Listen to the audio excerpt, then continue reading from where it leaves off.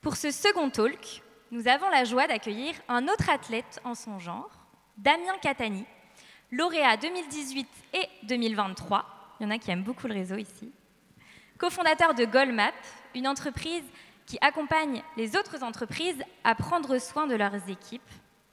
Mais ça, c'est uniquement une des multiples casquettes de Damien. Je ne vous en dis pas plus et je vous laisse découvrir son témoignage vibrant et poignant.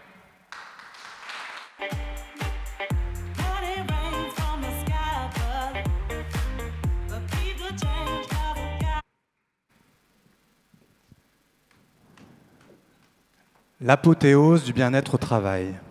J'ai 4 ans, dans le bac à sable en maternelle. Je ne suis pas le chef et ça ne me pose aucun problème. On fait des tunnels.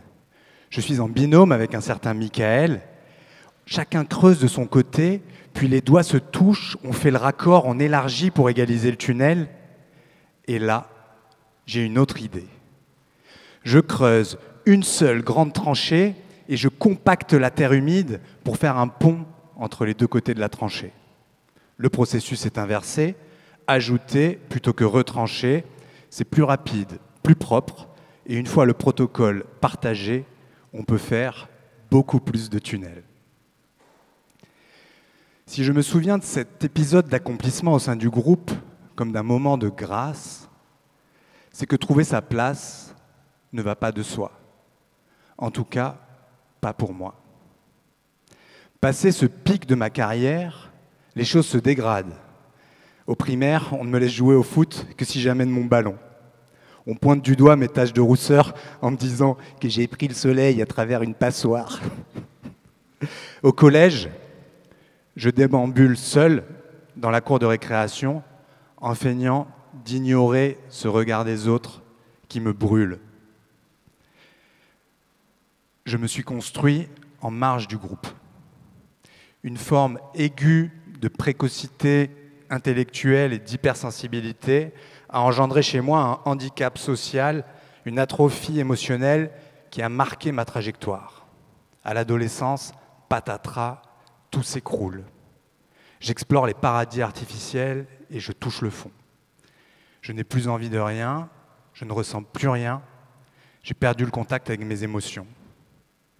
J'arrête l'école, je coupe les ponts avec les autres, je construis une cabane dans la forêt où je m'isole pendant 1 an.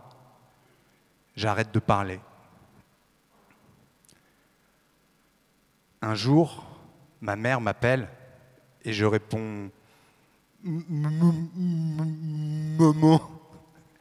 Mes muscles articulatoires sont paralysés. Je songe à quitter l'humanité. Puis dans un réflexe de survie, j'élabore un programme pour remettre la machine en route. À défaut d'émotion, ma raison prend les commandes. J'ai peur d'avoir raté ma vie. J'ai 18 ans. Je culpabilise, je voudrais rattraper le temps perdu.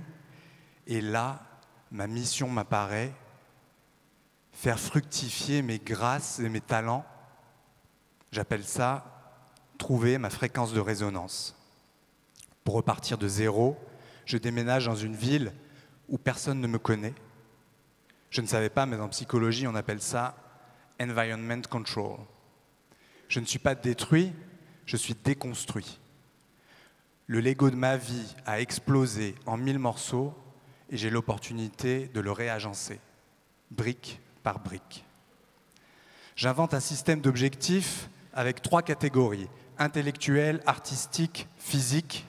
Je consigne les instructions de cette méthode dans une notice intitulée « Mode d'emploi du temps ».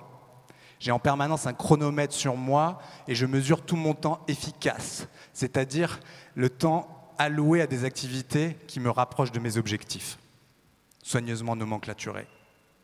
Je note dans un carnet « Espagnol, 1 heure, course à pied, 55 minutes, écriture, 55 minutes ». Un jour, avec humour, du haut de ses 9 ans, mon frère Arthur ajoute un gribouillis « Pipi, 37 secondes ». Il me confronte à mon extrémisme avec grâce, toutes les qualités déjà d'un futur associé. Mais je n'ai pas le temps de pisser.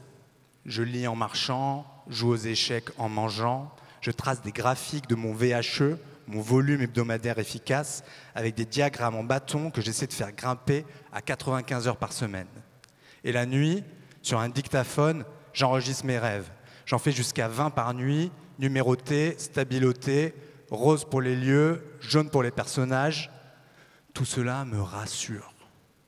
Si mon programme est bien architecturé, il suffit de l'exécuter et je n'ai plus à me poser ces milliards de questions qui me torturent. Au fil des années, ces efforts portent des fruits. Je reprends la compétition sportive, je rejoue de la musique dans un groupe, on fait des concerts, je reviens sur les rails en intégrant Sciences Po en autodidacte. J'ai 22 ans. Je m'ouvre tant bien que mal. Je commence ma carrière dans une banque d'affaires américaine, attiré par cet univers quantifié et ultra compétitif. Je vis à Paris, Bruxelles, Londres. Je tombe amoureux d'Excel. J'y importe mes objectifs et construis le Life Goals Control System, un tableau de bord de ma vie. Cette méthode d'objectifs, qui m'a d'abord aidé à survivre, m'a ensuite permis de vivre plus intensément. Mes béquilles sont devenues des bottes de 7 lieues. J'ai écrit 117 chansons, me suis qualifié 2 fois au championnat du monde de triathlon. J'ai traversé le détroit de Gibraltar à la nage, obtenu un master de psychologie à l'université de Pennsylvanie, écrit un livre. À travers ces performances individuelles, je veux peut-être dire à ces camarades d'école qui me brimaient que le vilain petit canard a grandi. Dans une certaine mesure, je me suis développé contre eux. Mais le bonheur ne se trouve pas contre les autres.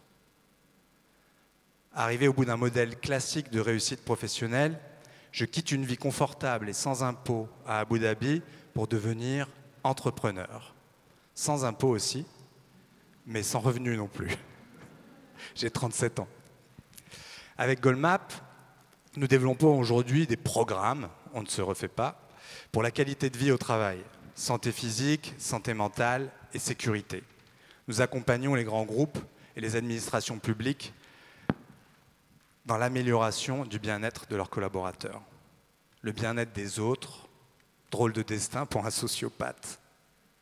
Oui, j'ai encore des tendances autistiques. Je tape fort du pied au bureau dès qu'il y a le moindre bruit. Je m'enferme dans ma carapace. Je note toujours mes rêves. 13 500 pile ce matin. Et au fond, je suis toujours ce petit garçon dans le bac à sable qui veut utiliser son alliance singulière de créativité et de structure pour construire quelque chose de positif qu'on ne peut pas construire seul. Et ce petit garçon, ce soir, voudrait vous dire: la norme est illusion, chéris ta différence. Si elle était ta croix, elle est aussi ta chance. Accepte le chemin, même s'il paraît lent, pour laisser s'épanouir ta grâce et tes talents. Deviens ton meilleur toi, pour toi et pour les autres. Si ta voix vient du cœur, tu feras des apôtres. La vie est un mystère, alors creuse toujours. Ta place, elle est ici, dans un halo d'amour.